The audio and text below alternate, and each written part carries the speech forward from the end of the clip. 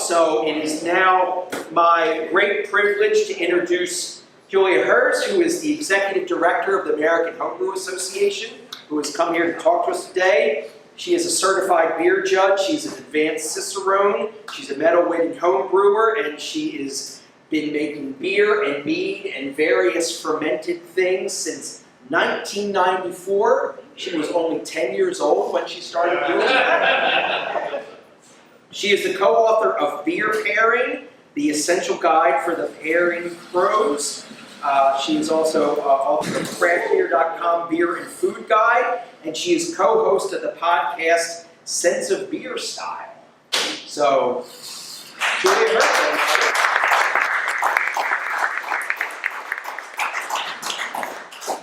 Thank you for the applause in advance. You don't know what you're applauding for yet, but I hope to deliver. And I applaud your president. Like, wow, what the work that goes in and his imploring that some of you all give him help on the officer side makes sense. And well done. Like, what an organized, amazing club. And I'll take 15 of you all any day of the week. I am your executive director as the American Homebrewers Association. Hopefully you all have AHA in your orbit and your worlds. Thank you so much. And I'm going to talk about some of that. I know it's maybe a little sacrilege and I don't want to disrupt. First of all, I want you all to kind of transition your brains. If you do not have beer in a glass and you are drinking this evening, are we allowed to get a splash in the glass? I don't care what it is. Yeah, go for it. Because we're going to do some sensory. So I want you to do this with quiet and not talk to each other. Are you capable of that? Is that okay? Because then I can present in my 15, 20 minutes and not lose you.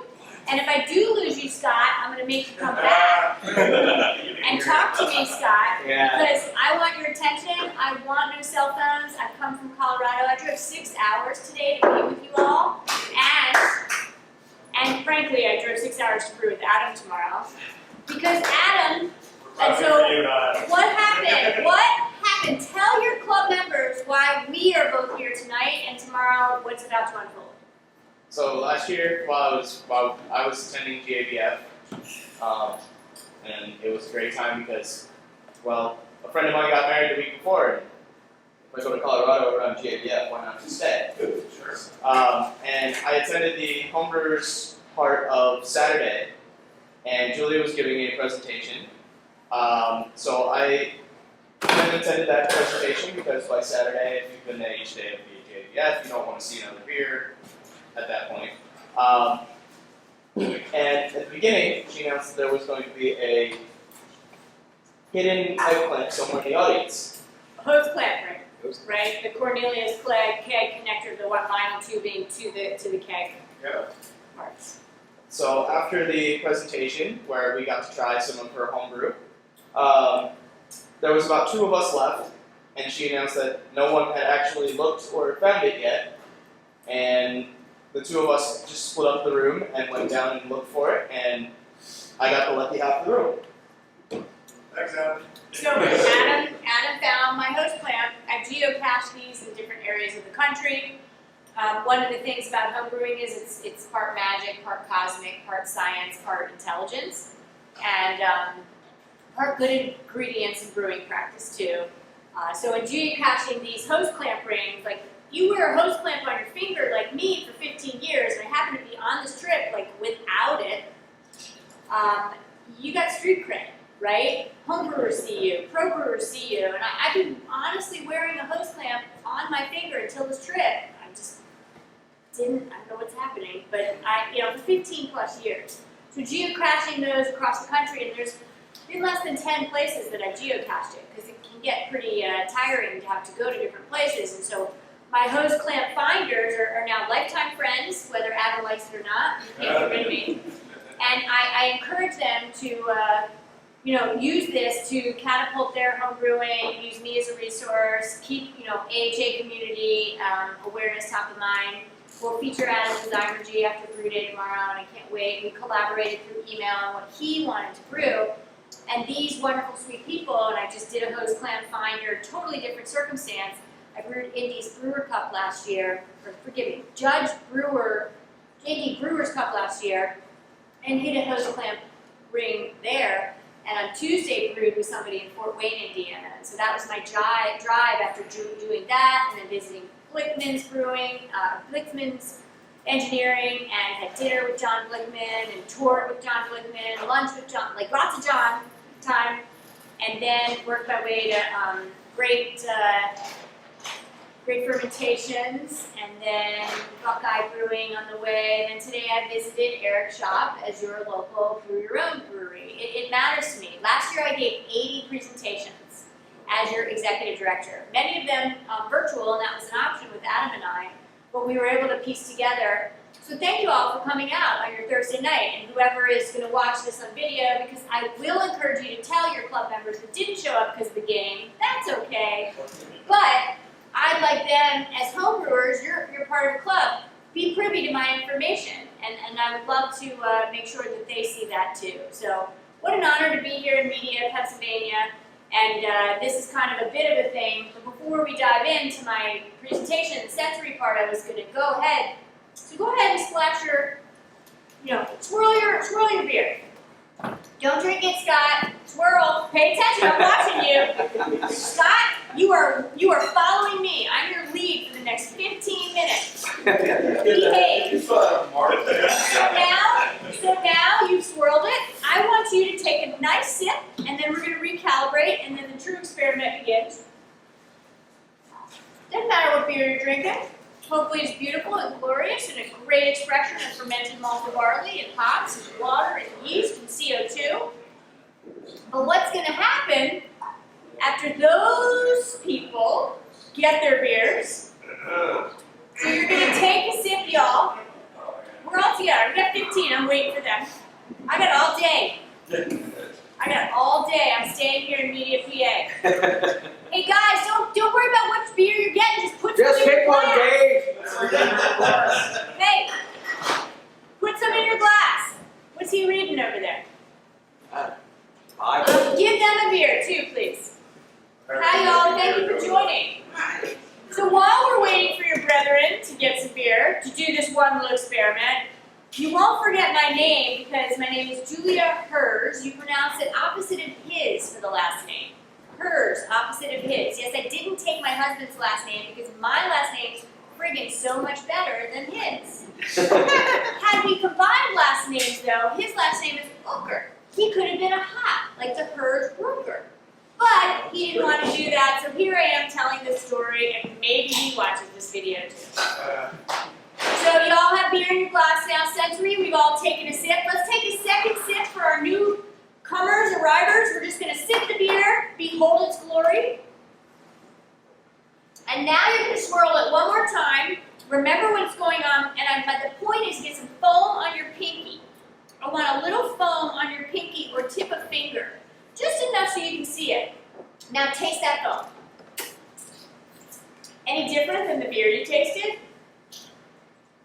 Why, yes, it is if you did it right. Tastes like my finger. Well, we don't want to talk about that. It's more bitter. Foam is 25% beer. It is not fully beer. So there's less residual sugar balancing that collar of foam that has hydrostatic power from protein to then create that foam. And the point of bitterness is it balances residual sugar. And when you just taste the pure foam, what you're really getting is the true essence of bitterness units in your beer. There's something called BU to GU ratio, bitterness units to gravity units. Look it up. Ray Daniels, my predecessor, one of my mentors and friends, documented it. I have definitely helped try to get the world to be aware of it. That BU to GU ratio looks at not just the bitterness in a beer, but the gravity units of sugar. And then that's the true balance of how something might be bitter or sweet based on that taste. IBUs are nothing. They mean nothing unless you're thinking about it in terms of how much sugar is balancing those bitterness units. And that's really what tells you, based on palate perception, how bitter or sweet the beer is. So, now that I've got your attention, yes, I have a little Thursday PowerPoint for you. And as your Executive Director of the American Homebrewers Association since December 2021, just want to let you all know, I've been a homebrewer since my 20s. I've learned a lot, and there's a lot to share. This is me in my backyard in Colorado, as I mentioned. I drove from I'm in Media, PA. I drove from wherever I was today, 6 hours east, Washington, Pennsylvania, to here. But I live in Colorado. There's me and my dog Bandit. This is us, and I love that Tim mentioned Nearly Nirvana Pale Ale. When you said that, my brain says, I wonder how many homebrew clubs say that's the American Homebrewers Association homebrew holiday. That's what we do. We spend your membership dollars, and we give you reasons and rewards to brew. That's why you get Synergy mailed every other month in your box, and I'll get one and pass it around for you slackers that haven't been getting it. And the point is, our annual homebrew holidays, you can pass that around, are to bring us together globally, right? So Nearly Nirvana Pale Ale, we're exclusive AHA members, you can still watch it, we can call anybody in the world. We have a new webinar series just for AHA members, Synergy Live. We had Ken Grossman with Crispy Fry, who created the Nearly Nirvana Pale Ale, talking about the Nearly Nirvana Pale Ale in Sierra Nevada and how homebrewers clone it on that very webinar. This is me doing a test batch for that all in January because we're trying to get those recipes out earlier for homebrew shops, for homebrew clubs. And I just love the magic of that. My chickens are waiting to eat that spent grain from me brewing Nearly Nirvana Pale Ale test batch. Bandit's ready to eat that grain, which we don't want to do, but that's okay. Point is, you don't want dogs to eat it because hops can be toxic to dogs. But chickens are just fine with anything you give them. And often, too, when you're obviously pulling off your spent grain, you haven't added the hops yet. But safety first, for those that don't know, that hops can be toxic to dogs. So if y'all didn't know, your national association, which is alive and well, but we're not at the rate we were. We need you to be members. I need to grow homebrewing. We want to continue fermentation and help support succession of clubs like this as resources. So some of the milestones, if you weren't aware of the American Homebrewers Association, and part of my journey is, we helped start, AHA helped start the Beer Judge Certification Program in 1985. Today, they are still a strategic partner. When you enter a competition, it's not just a BJCP competition, that's AHA BJCP sanctioned competition. My book, Beer Pairing, has sold 10,000 plus copies, gone into paperback. My whole world came into the sense that I came into craft beer program where my job was literally to grow demand for craft brewers beers from 2007 to 2020. I was one of the lead people that created the Independent Craft Brewer Seal, created craftbeer.com website, looked at beer in 2007 and said, we're just happy to have people not drinking it out of red cups and tailgating, because that was still the era. And we brought beer to the place where we now honor and respect homebrewers on such a bigger level. Honor and respect craft brewers' beers on such a level where when we go to a brewery and the beers aren't good, we won't go there anymore because we know we can get better beer down the street. That wasn't the case in 2007, right? So, National Homebrew Competition, still alive and well. Did we bring you all National Homebrew Competition and HomebrewCon in Pennsylvania last year? Yeah. I think we did. That's right, in Pittsburgh, I was there. That was my first one as your ED. What a great thing. We had 3,000 entries. This year in San Diego for NHC, we had 4,400.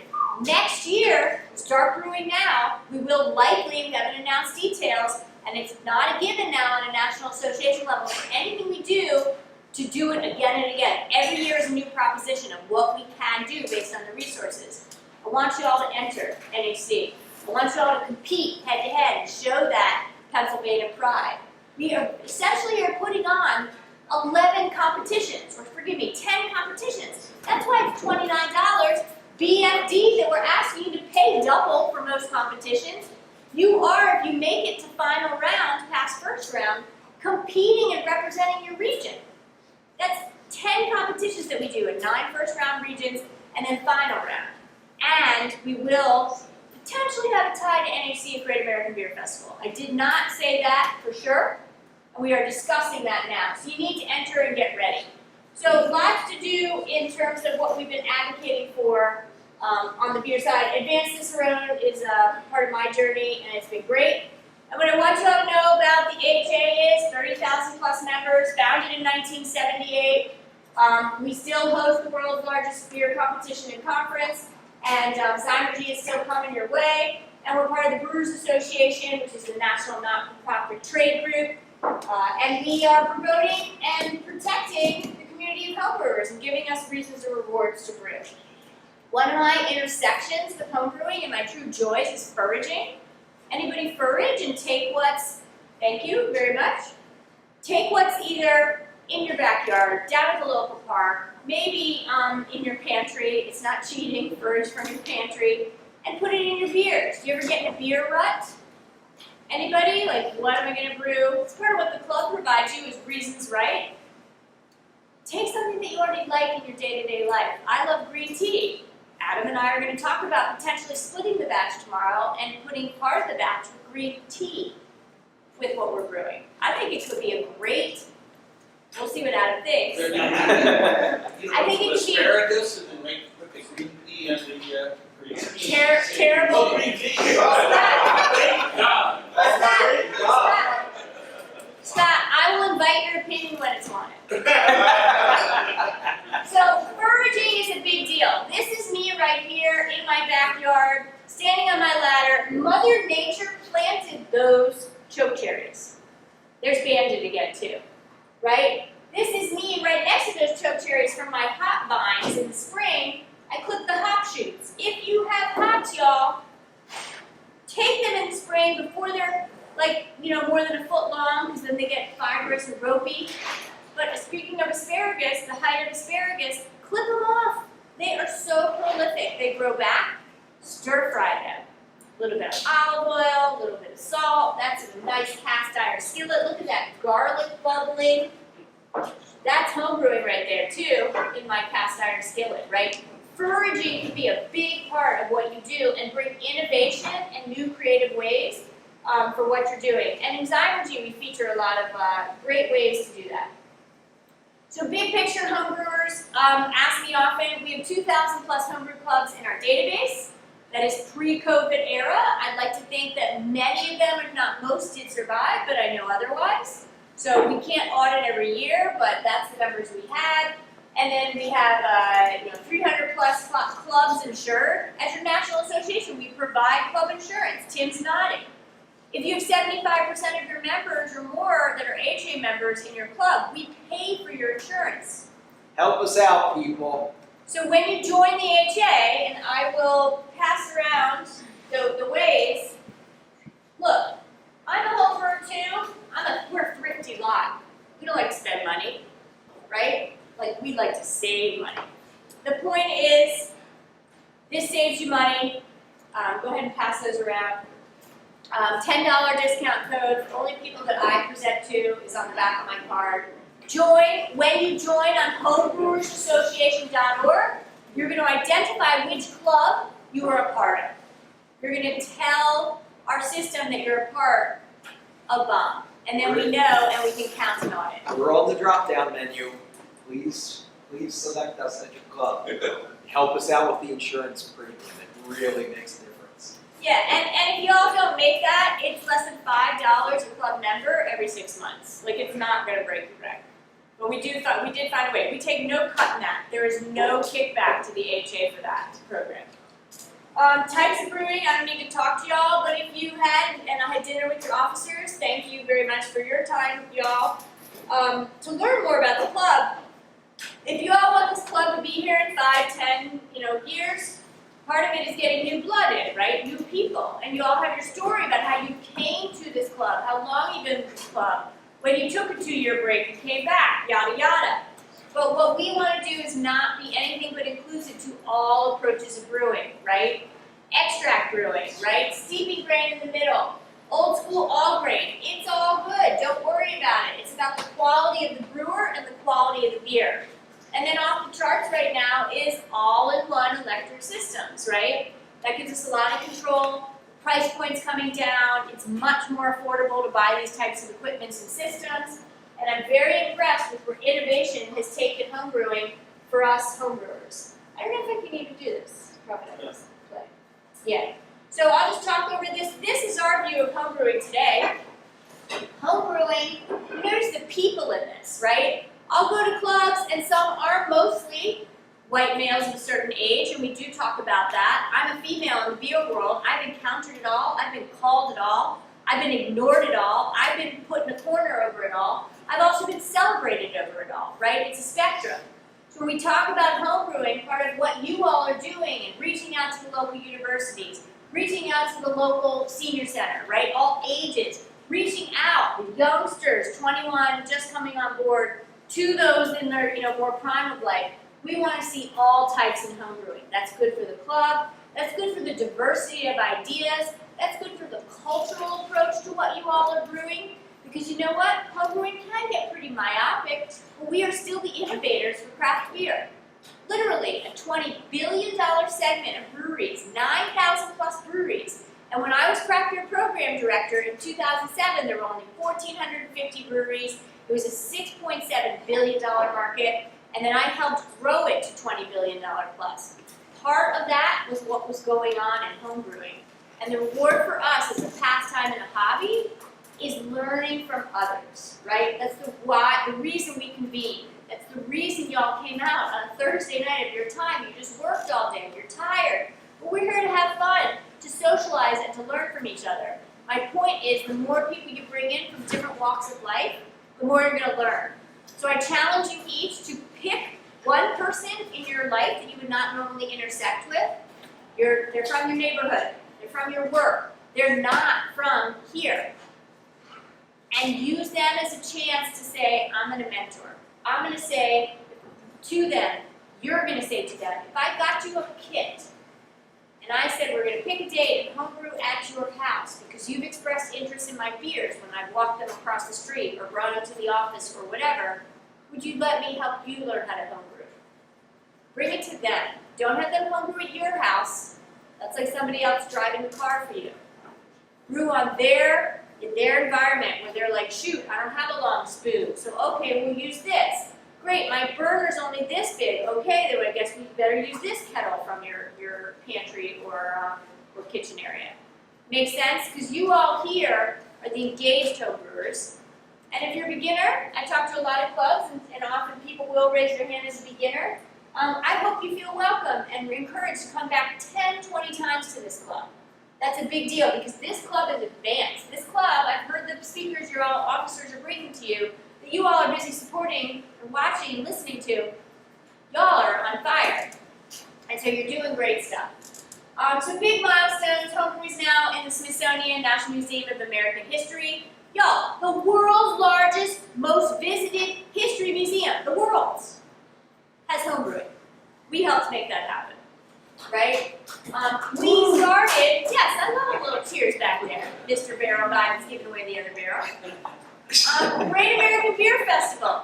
American Homebrewers Association started GABF. So when I tell you that your version of your national event is coming to Denver October 10th through 12th, maybe you help fundraise and send your officers. Maybe some of you do a road trip, right? But GABF was started by the American Homebrewers Association. We're coming home this year, or next year, and I'm very excited about it. And we help legalize homebrewing. It's also some of the work that we did with local state brewers guilds and local homebrew clubs. Do y'all understand what we're doing standing in here, drinking with unlicensed product? What a big deal that is. That's a privilege, not a right. Not every state has that. Most do. Certainly the dominoes have fallen. But we just helped Ohio get that done 2 years ago, right? It's not a given. It's a privilege, not a right. And so it's pretty cool to drink unlicensed product in a licensed facility because the government doesn't like it otherwise because it's all about taxation. And so the laws are allowing us sensory-wise to enjoy beer together in this format. And that is a unique privilege that took a lot of people over many years to do. And then Pennsylvania, showing up pretty good. This is AHA's members last year on a chart, 30,000 plus members. You all have almost 5% of AHA members. That's pretty good based on population. I am impressed. I think HomebrewCon kind of helped bring it to Pennsylvania. Because you have to be a member to attend HomebrewCon, which is kind of cool, but well done, Pennsylvania. Well done, y'all. I'd like to show a little data. So your NHC being host of the state here last year and this year. Way to go, Pilsner and Homebrewers. Top entered category in National Homebrew Competition. Last 2 years, right? Non-American IPA. Kind of cool. Then we had 2023 was Hazy IPA. Sure, no surprise. But actually, that was only 2023 was number 2. Strong Belgian Ale was 2022's number 2. That's kind of cool. And then American IPA number 3 in 2023, but European Sour was 2022. That's amazing. Maybe that has to do with maybe some Philly sour yeast influence. I don't know. Oh, I got a Pilsner. I'm like, yeah. Hey, thank you. Nice little golf clap. Appreciate it. So, homebrew clubs do matter. Homebrewersassociation.org is where you can find all that info. We have a team of people. If you ever are trying to log into your account so you can get your membership card, because we get 2,000 plus member deals, right? You can get discounts. Breweries, local homebrew shops sometimes. Didn't quite get to that conversation with Eric yet. And, tap rooms. But if you need to access, we have a team of people. Call us. Don't be frustrated on your email when you can't log in or whatever. Email us, call us, we respond. We're real people behind your organization that are there ready to serve our members. And I'm here to say that clubs matter. We're the only organization that regularly audits and publishes the list of clubs. And you all are in there as well. Zymergy, validated recipes, right? National Homebrew Competition, I keep bringing that up for anyone that doesn't know, that is the world's largest competition. We publish gold medal winner recipes. When you go to homebrewersassociation.org as a member and you put in the recipe search bar, Belgian Golden Strong Ale, American Brown, whatever, you're going to get populated NHC gold medal winning recipes, clone recipes from the world's top craft brewers, etc. So just want you all to know that's there. There's 2 of my host plant brewing winners. There's Andrew and Mary on the right that I brewed with. Adam, I'll get you in there next time. Just tomorrow we got to do the pictures. See you in Denver. I love that y'all participated in Big Brew. Pretty cool. We turned Mead Day into Home Fermentation Day. We surveyed our members. We do evolve. Don't expect us to stay static. Not enough members were really saying they were participating in Mead Day. Home Fermentation Day. Anyone ferment anything besides beer in this room? Sauerkraut pickles. Oh yeah, we are regularly publishing food recipes for food fermentation. I love it. What else you got? Mead. Cider. Way to go, Scott. Mead, cider. Kimchi pickles. Kimchi, pickles, yes. And you know what? What's really cool about it, and the runway that we see, and club could do, y'all could seek out speakers on those type of topics too. We have most of the equipment. That's what's cool. Mostly, when I've done canning, for example, I realized my big kettles, I could put those mason jars in, and my Cajun, cooker burner helped me get to pasteurization for those peaches that I was canning. So it's really cool. I love hearing that. I love it. You get all this stuff. These are the type of memberships. There's me, a bunch of people, HA community, that's in California. Y'all have enough of, I think, you're a leader club, I can totally tell. I think of Trash and Trub, too, that they were, I got to know a little bit of them when I came to Pittsburgh HomebrewCon last year. And, if you ever wanted to join up with a group of clubs for state representation, I feel that possibility here. And you can use us to connect each other. I would be honored to get the chance to do that. And homebrewing makes life more delicious, I would say, for sure. Another thing I want to say is that, and I'll close it out with sensory. So I had y'all drink a sip of beer, you tasted your phone. And I like sharing this just because it has to do with not the why we brew and the how we brew. Well, it's actually the why we brew, it's the results. What are we tasting? If you're just into this is more than survival, right? We are privileged. We are privileged to be eating food more than just for calories. We are privileged to be drinking, beverage more than just thirst. So why not dive into flavor? And so this is the fun little one that I'll leave you with. Flavor's 3 things, 3 buckets. Anyone want to take a guess what it is? Basic taste. And think of it as a triangle, those 3 things.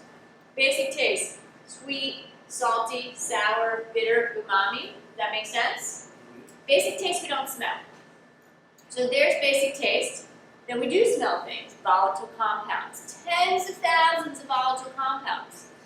In my fresh Pilsner, thank you friend in the back, I'm smelling, I really wish I could nitpick this, it's a really good Pilsner.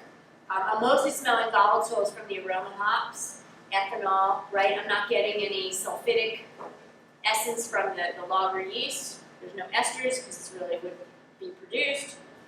Getting a little bit of a, carbon dioxide, tickle the nose type of stuff. Those volatile compounds are the second part of flavor. Then the third part of flavor is mouthfeel. Temperatures, textures, and pain. Anyone know what that means? So like mouthfeel. Our tongue and soft palate perceive the basic taste and the mouthfeel. Our ortho and retronasal passages perceive the aromatic compounds. So my tongue right now, when I sip my Pilsner, I'll take temperatures because I said temperatures, textures, pain. I'm getting a sense of cold, for my trigeminal nerve is dialing into that, is perceiving the temperature, right? And then textures. I get a little grippiness of tannins. Hops bring tannins to the table. Malted barley that's been crushed bring tannins, polyphenols, right? That sense of grippiness. It's not like aging something in a barrel, but if any one of you were to taste your beer, you're going to get tannins mostly from hops and malt. That's that grippiness. It dries out your tongue a little bit. It actually halts your saliva, which is pretty amazing. And then the pain component, not a big deal in this instance, but that prickle of carbonation gets to that. It's capsaicin, heat, mint, menthol, right, horseradish, all of that. So that I always love to like we're here to learn how to brew better, to learn from each other. We're here to serve each other our beers, which I brought one. And I'll talk about that in a second. And we're also here to learn about ourselves, hedonics. Hedonics gets at our likes and dislikes, right? You might say, you're going to hand me a beer, and I might be predisposed to like, oh my gosh, I don't drink that style. How do I politely get out of this situation, right? But I don't roll that way, because that's a mind to palate disconnect. My palate factually perceives. The mind to palate connection is key. When you get into hedonics, in life, if we are able to shed our bias about our likes and dislikes sensory-wise, imagine what we could do in our day-to-day life when you're only looking certain people in the eye, but not others. So, my mind says, okay, I don't really gravitate to that beer style, but so-and-so wants to share that with me. I will taste it. And stop being the high school kid at the dance in the corner during prom gossiping. And instead, just do what you're supposed to do, which is factually put lexicon to what you're perceiving. That's the mind to palate connection. And I just want, for hedonics, homebrewers to open up, right? We should open up to fermenting more things using our equipment. We should open up to getting more people in our walks of life to say, I'm picking you. I would never in my orbit really intersect with you on a social level. But you've expressed interest in homebrewing, so I'm going to pick you and mentor you. Right? So one thing about the beer, to close out what I've got, and then just quick Q&A, and then we'll go to the social, which I've heard is the reason you really all are here, besides the speakers, is I brought one bottle. It's a 12-ounce. I've literally been on the road since last Friday. I didn't say. I flew into Detroit. I went straight to Ken Schramm of Schramm's Meadery, toured there. We've been friends for years. Then I judged Michigan Mead Cup. Then I went to Indiana, South Bend, then Fort Wayne, then the whole stuff that I talked about. I'm like all out of presents and gifts. This is my last bottle from the road trip. So this is, I brewed this on an all-grain system in my garage, electric, thank you, perfect. Yeah, that's great. And so, you know, AHA, we can connect clubs and people with each other and the best of the best educators. So when your ED, wants to brew an ESB, I call Jamel Zedashek because I can get him on the phone and I know his passion. He's an author and a prolific beer educator. If you don't know him, authored, you know, Brewing Classic Styles, great HA book. And by the way, if you renew your HA membership or join for the first time, you get a free book up to $25. We send you an email. It's all year long now. It just kicks back because we want the membership to pay for itself. You can get Brewing Classic Styles. Anyway, I called Jamel and I said, I just want to finally nail an ESB. My husband loves ESB. He tried it years ago. It just didn't come out the way we wanted. And so this is that bottle. And what I will do is I'm going to maybe ask, Adam, can you help me just do a little splash? I'll just take the littlest. All we need is just a little bit. And I'm going to tell you the crazy temperature schedule that he takes the yeast through that Fuller's emphasized that he should do, because it's a very approachable recipe. So if you're going to make ESB, I guess, and if you're Fuller's, and frankly, I think this is more of an ordinary bitter than a English strong ale, right? And I talk in terms of 2021 Beer Judge Certification Program guidelines. I do, by the way, you mentioned it, Sense of Beer Style is my newer podcast. It just won first place from North American Guild of Beer Writers for Best Technical Show. Right. And so thank you, I'm very proud of that. It's a total passion project. We have sponsors. I do with Jeremy Shorten of Good Beer Matters. We started that right when BJCP 2021 guidelines came on. And it's hard because the BJCP guidelines last time were 2015. So think about any one of us that have studied those guidelines, used those guidelines. Now our brains are a little bit scrambled. So anyway, the show is taking us through the 2021 guidelines, one style at a time. And I think when Jamel had me brew this, and I did my own homebrew version, and I'll tell you a little secret recipe to look for in here, mine turned out more ordinary bitter. It fermented drier. It finished at 10.9, 10.009. I don't talk Plato, so 10.009. And it technically should have been 10, 11, 10, 12 for final gravity.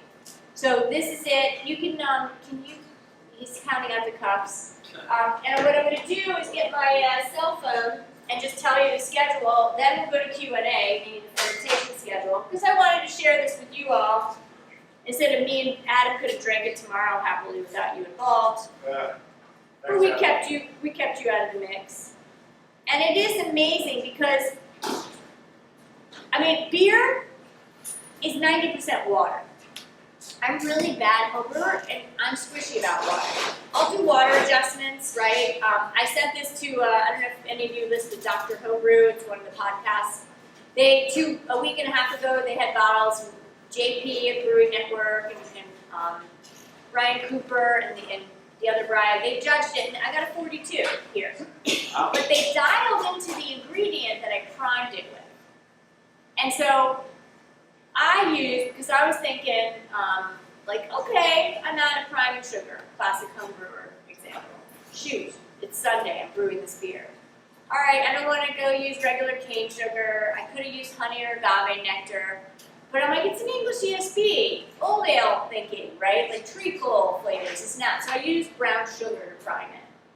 And I think the brown sugar, and I'm skewing you now, there's something called drift. If you're at a judge table, if you're really diving into sensory and somebody says something, all of a sudden your brain latches onto that and it drifts. You're like, oh yeah, I taste that now. You never would have tasted it if anybody didn't bring it up. But the brown sugar right there, they were getting it as cinnamon and other things. And we can just pass it around so everyone keeps seated for the last few minutes of it. I think I'm going to brew this again, and I'm going to not use brown sugar because I think it tipped the scales enough, right? It tipped the scales just enough. And you know, ingredients, anything we add to our beer, and I talked about foraging, right? Think about who in here in the room talked about or said they did mead. right? I think of honey as one of the most delicate fermentables out there. You take honey, and it's like going to the hardware store and starting with white paint. They start you with white paint, and then they put in the color that you want, right? Like a CMYK color or whatever. And they drop different colors into the white paint and give you your mixed color. So pretend we're at the hardware store and I have white paint and you want pink. They drop a little bit of ratio of red, and all of a sudden that white paint is transformed. I would say when you fermented beer and you add something as subtle as brown sugar, it didn't transform in a very robust way, but it's there. It's a little bit more than it normally would be. And granted, this is served really warm out of a plastic cup. So I'm not shy about admitting that this beer isn't tasting exactly how I would intend to serve it to you. Thank you, Adam, for serving it. But it's about the sensory in this moment. Swirl it around, let it volatilize out. That display's a little better. It's tasting a little flat, but that's okay. Could slough it off as an English, cask conditioned style beer. But to me, that brown sugar, I'll just brew it again without it. So that's a lot. I kind of jumped around. Grounding on AHA though, grounding on the fact that you all are part of an amazing homebrew club, with amazing education, amazing dedicated people. In your orbit, if you're with the club every few years, you should work your way in and out of being an officer. That's important. And I'm here to learn from you all as much as I hope I taught you just a little bit about sensory or homebrewing or the AHA. I didn't really talk about my approach to homebrewing, but what I'd love to do now is for 5-7 minutes, and then we wrap it up, go to social, is any questions, any comments? What would you like me to know about your lens to the world? What do you wish you knew about the AHA? What could you share with me? It would be very, very helpful right now. Or any comments on the presentation or questions? Scott, of course, yes, you're first. You say you got 36,000 members these days, is that right? What was the peak? How many did you have at your peak? Was it like 2014 or so? In the 40s. 40,000. 40,000? Okay, Yeah. so it hasn't dropped that much. Yep. And I appreciate your question. I totally realized I pulled up the recipe and never talked about the fermentation schedule. Is it okay to go to that? Sure. And then we keep going discussion. Thank you, Scott. So this was a 5-gallon batch, mostly Simpson's pale malt, almost 13 pounds. 2/3 of a pound of crystal malt, 70 Lovabond. The hopping schedule, classic homebrewer, Jamel tells me exactly what Fuller's would want me to use. I couldn't get half the hops, or I didn't want to wait to get them. So Chinook, 1 ounce for the boiling. Then multiple additions at 3 minutes. There was nothing in between. East Kent Goldings, 1/2 ounce. Northern Brewer, 1/2 ounce. Challenger, 1/2 ounce. And then I dry hopped for 4 days, 3/4 of an ounce of East Kent Goldings. Typical English ale yeast.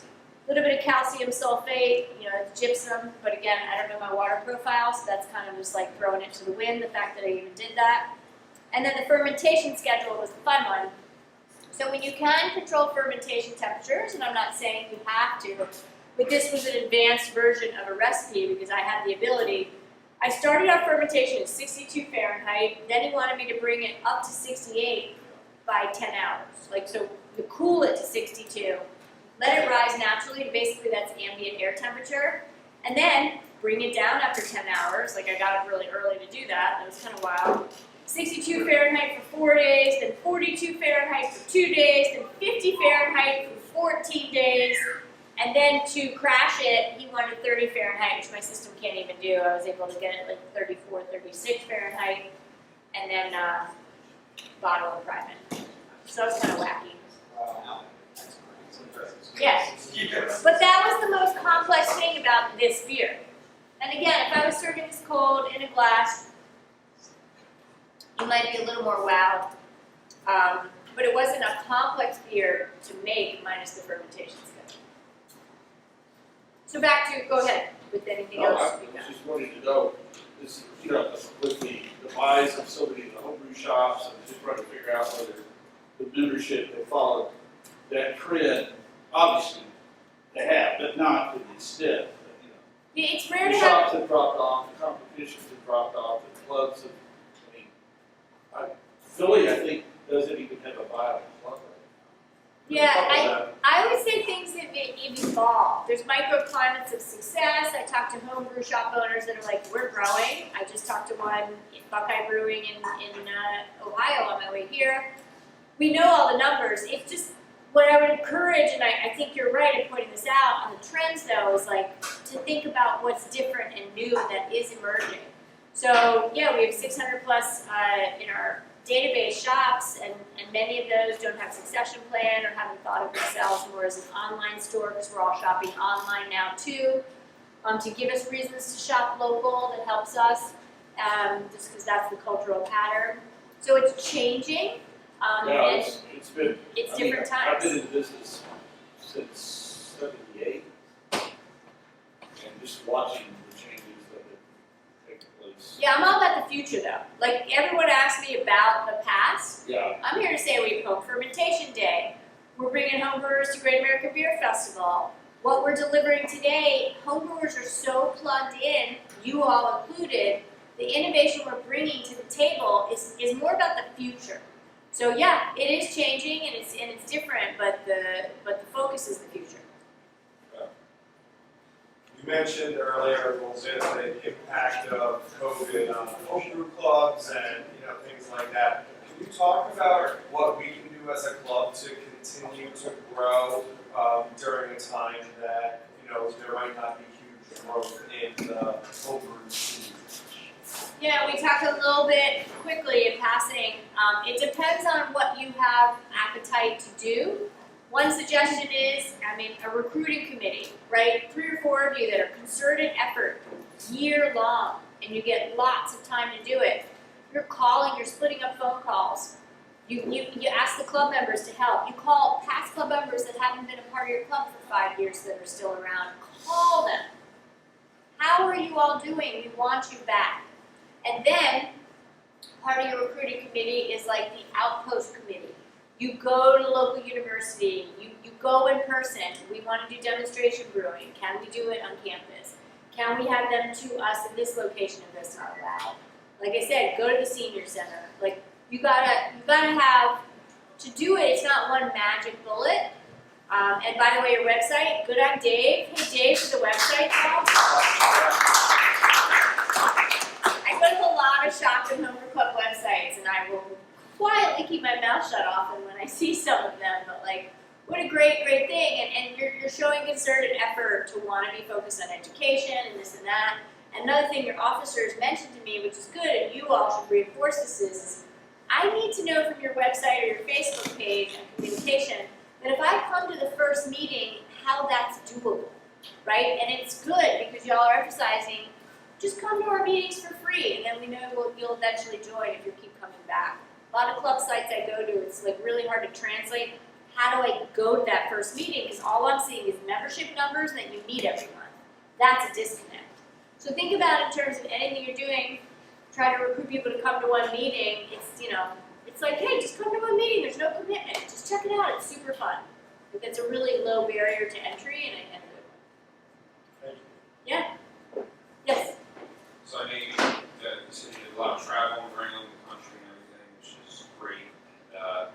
Kind of pivoting off of what you said with your fermentation schedule for ESP, what's the, I'm going to say craziest, the most innovative thing you've seen a home brewer do to work with what you have as far as that fermentation and control temperature? Ooh, I love that question. I would say Dan Jablow, who's writing a lot for Zymergy now. He's small batch brewing. You can go to his website, small batch brewing. 1 gallon. 1 gallon. And he presented in Pittsburgh. By the way, AJ members can get access to all the past HomebrewCon seminars and PowerPoints and like listen to the recordings while you watch PowerPoints. Dan's from Pittsburgh is on there. So I just think his approach, like, we all learned about brewing from craft brewers that were coming of age, or prolific home brewer A, B, or C that's 10 gallons plus. I'm a fan of 1 gallon batches. You can do them. I've done them literally. If you read Zymergy, I have a recent column in the last few issues on mobile brewing. I like to challenge myself. I have an A-liner camper. It like pops up like an A-frame. And then it's got dormers too, so it's like that. I love my camper. And it has an in and out stove. So that means that the stove can cook inside the camper, connected to the propane tanks on the front nose, or it hangs on the outside of the camper. And I presented to the Wyoming Brewers Guild, and I was like, oh, we gotta get them thinking homebrewing, right? I think so many craft brewers today became craft brewers because they were homebrewers. But they're not thinking AHA membership. They're not sending their, team members to local club meetings. They're just like, homebrewing, been there, done that. That's like a disconnect. So I'm truly, experimental, and so the Wyoming Brewers Guild spoke one day, and then, by the way, y'all, tomorrow my camper is in the back in the Holiday Inn. Come find me during the talks. And I will be brewing an all-gallon, 1-grain Belgian Golden Strong Ale. And all of a sudden their ears were like, boop, I'm going to find her and see what that's about. And so, creative-wise, like I challenged myself to learn smaller one batch, and it's less investment, it's easier. You can do that on your kitchen stovetop with the normal-sized kettle that you don't even have to buy, brew in a bag, right? You could do all grain, watch the game, watch a movie. You don't have to be on the patio or in the garage. So I would say 1 gallon, what Dan's taught me, and I'd call him and be like, Dan, talk me through this. I'm starting to do it on my own. And he's now writing for Zymergy and presenting to homebrewers on the conference level and really educating us on how to do that.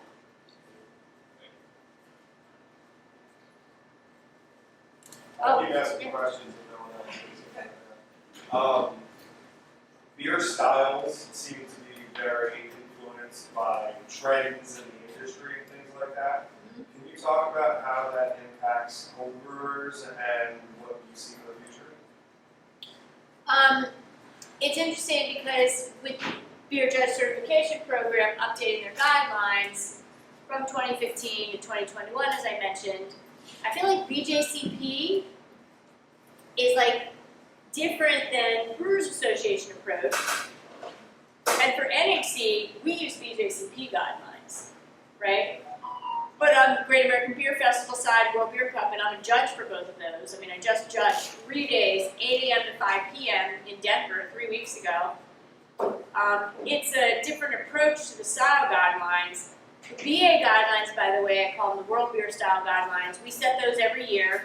We update those every year from like input from judges. Hundreds of comments, little nitpicky things like comment here missing, comment there missing, or like totally gapping, hop, aroma, and flavor kind of updates.